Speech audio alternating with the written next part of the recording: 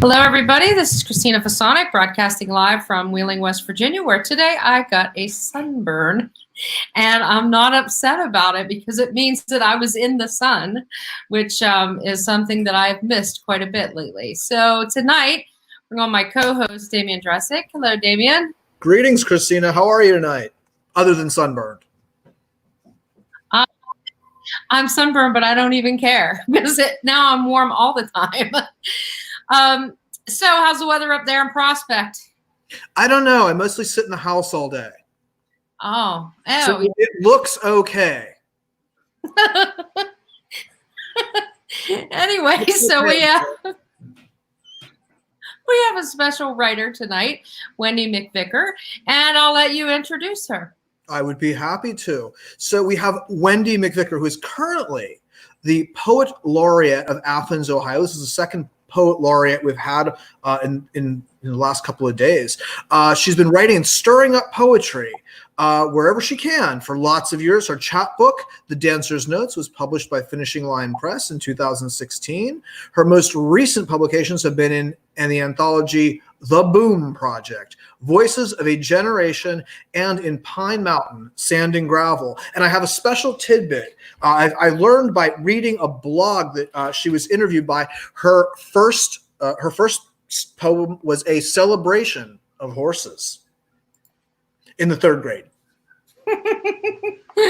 Well, on that note, hello, Wendy. How are you? Well, I'm just great. And little did I know that poem would come back and kick up its heels at this point. Thanks, Damian. Yes, well done. So we have some friends in common. Bonnie Proudfoot is a very good friend of mine, and I believe you know Bonnie. Oh, yes. Oh, yes. And yeah, I was just going to say, she and I met at OU. Yes, I gathered because I listened to her reading and watched her reading, I guess I should say, and heard you talk about that. And she waxed enthusiastic as well. So it's exciting. And here she is now. She's saying hi. Yes, she's saying hi to us now. So. All right. Well, Damian and I are going to take a little exit here and let you have the stage. All right. Thank you both so much. And thank you. That was a great introduction. You never know what's going to pop out of the ether. So thank you, Christina and Damian. This is a wonderful series and really heartening in these times, this strange season. So I'm happy to be here. I have 2 poems for you this evening, 2 spring poems, one from last spring and one this spring. And I think we will all agree that these 2 springs have been very, very different, although they've had some of the same elements, the rain, the sun. We're not sunburned in Athens County yet, but at least not today. And the lilacs, the daffodils, the irises, all that beauty is happening, but other things are happening too, as we all know. So last spring, I was in Cincinnati at the Kennedy Heights Arts Center doing a residency, and I came home for the long Easter weekend, and my house was overrun with dust bunnies the size of hedgehogs. And, and of course, rather than sweeping them up, eventually I swept them up, but rather than sweeping them up right away, I wrote a poem about them. So that is this poem. It is called For Easter. For Easter, we decorated the house with, for Easter, we decorated the house with dust bunnies. Our ritual hunt involved scavenging upstairs and down for mislaid keys, eyeglasses, that scrap of paper with a crucial number on it. We sang hymns of praise for sunny weather, for release from creaky joints, for a phone call from a faraway friend. And lamentations, of course. We carried our usual burdens, and then we put them down and looked around. There was a party going on.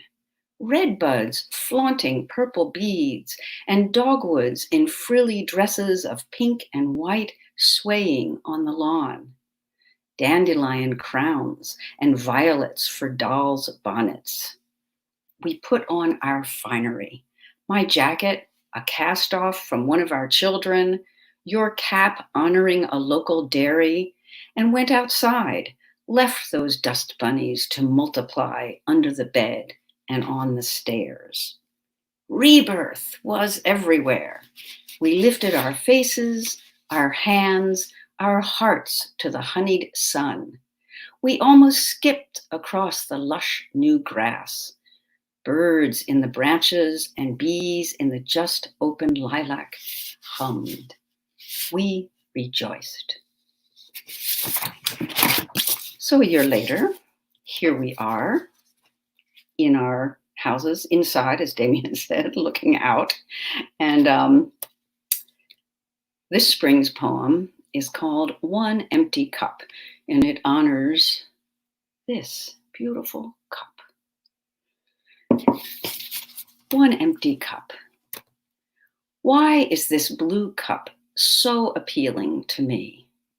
It's an ordinary cup, one of a mismatched batch a friend was giving away, having cleared her shelves as we all claim to be doing these days. I don't remember the others.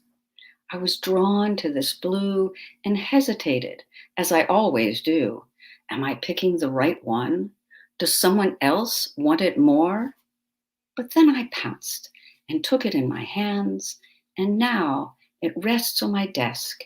It's blue, a satisfying deep blue purple, ridged and shadowed with turquoise, like the corrugated sea. Its matte texture is easy to hold on to, almost sandy in my hands. And inside, light, the bluish white of its mouth, tinged golden around the rim. I only drink coffee from this cup. Another is for tea. Coffee, robust, lightly flavored with cinnamon and cardamom. Coffee that reminds me of friends around a wooden table, leaning toward each other, steam and breath mingling over our cups, our hands, our plates scattered with sweet crumbs. How I miss those friends now, as we sit in our separate rooms and brew our coffee alone and drink it from our favorite cup, wondering at its bitterness, wondering at all the emptiness one cup can hold. Thank you very much.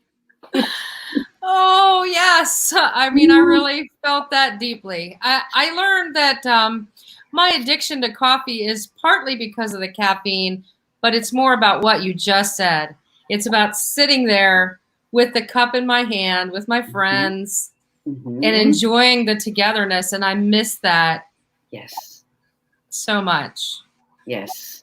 Yes. I too. I hold on to the cup, but it's not the same thing.